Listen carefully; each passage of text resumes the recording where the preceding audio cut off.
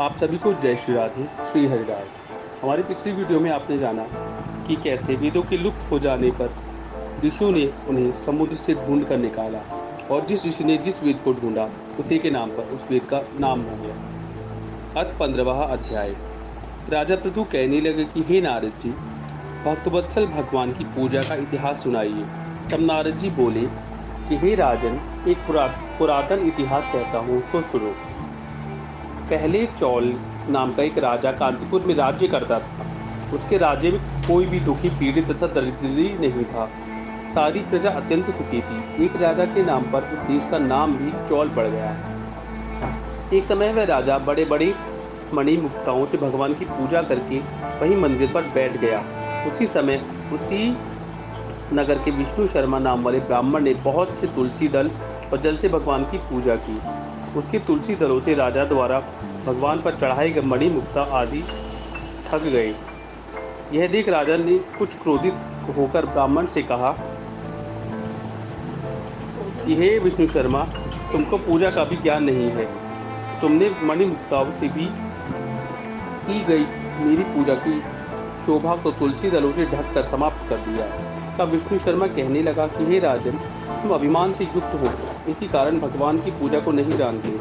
ब्राह्मण की यह वचन सुनकर राजा बड़े गर्व से कहने लगा, हे ब्राह्मण, तुम स्वयं दरिद्री हो, इसलिए भगवान की पूजा क्या करोगे? क्या तुमने भगवान का कोई स्थान बनवाया या कोई यज्ञ आदि किया? मैं सबके सामने कहता हूँ कि देखें, भगवान की भक्ति करके तुम पहले स्वर्ग में जाते हो या मैं जाता हूँ। इतना कहकर राजा ने युगल ऋषि को आचार्य बनाकर बड़े बड़े यज्ञ आरंभ कर दिए। साथ ही ब्राह्मणों को बहुत सा द्रव्य दान देने लगा। विष्णु शर्मा भी सदा की भांति भगवान का पूजन करता रहा। उसने 5 नियम लिए: माघ तथा कार्तिक के व्रत, तुलसी वन रोपण, एकादशी का व्रत तथा ओम नमो भगवतो वासुदेवाय इस मंत्र का जाप। साथ ही दिन रात भगवान का कीर्तन करने लगा। चलते फिरते उठते बैठते सदैव भगवान का स्मरण करता रहता। एक समय भोजन करता। एक दिन विष्णु शर्मा ने रसोई बनाई तो कोई पाक उठाकर ले गया।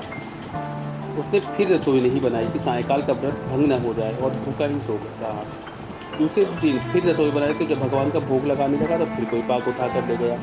इसी प्रकार 7 दिन तक होता रहा। यद्यपि विष्णु शर्मा भूख के मारे व्याकुल हो गया, परंतु सत्संग के समय की भंग हो जाने की भय से दूसरी बार रसोई नहीं बनाई।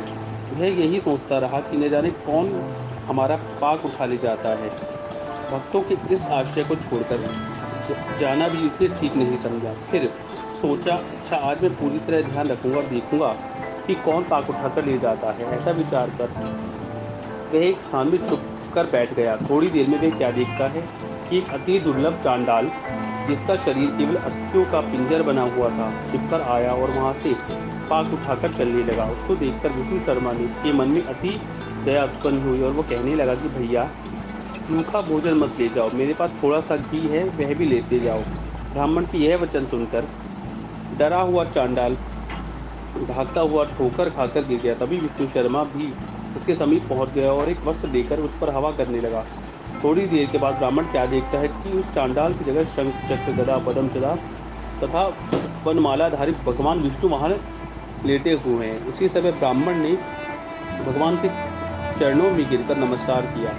तभी इंद्रादि देवता भी वहां पर आ गए। ऋषि लोग वेद मंत्रों से उसका पूजन करने लगे। तब भगवान ने स्नेह पूर्वक उस ब्राह्मण का आलिंगन किया और उसको सारूप्य मुक्ति प्रदान की। तत्पश्चात अपने साथ विमान में बैठाकर वैकुंठ को ले गए। यह चरित्र देखकर चौल राजा अत्यंत दुखी हुआ और उसने आचार्य युंगल ऋषि को बुलाकर कहा कि यह सब क्या हो रहा है? जिसके द्वेष के कारण हमने यह सब यज्ञ किए, वह तो वैकुंठ को जा रहा है। क्या हमारे सब यज्ञादि निष्फल गए?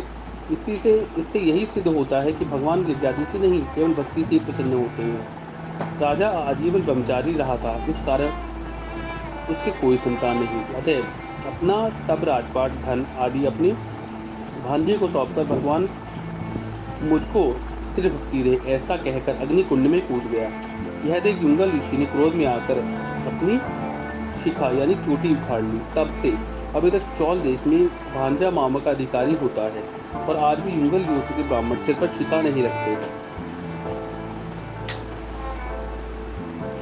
राजा के अग्निकुंड में गिरते ही भगवान अग्निकुंड में प्रकट हो गए और उनका आलिंगन कर उसे सारूप प्रदान की, जिसके पश्चात विष्णु भगवान ने विष्णु शर्मा को पुण्यशील तथा चौल राजा को सुशील नामक द्वारपाल बना दिया।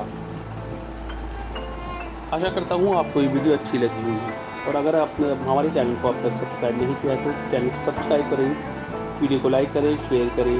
तब मिलते हैं अपने अगले अध्याय यानी 16वें अध्याय में। तब तक के लिए जय श्री राधे, श्री हरिदास।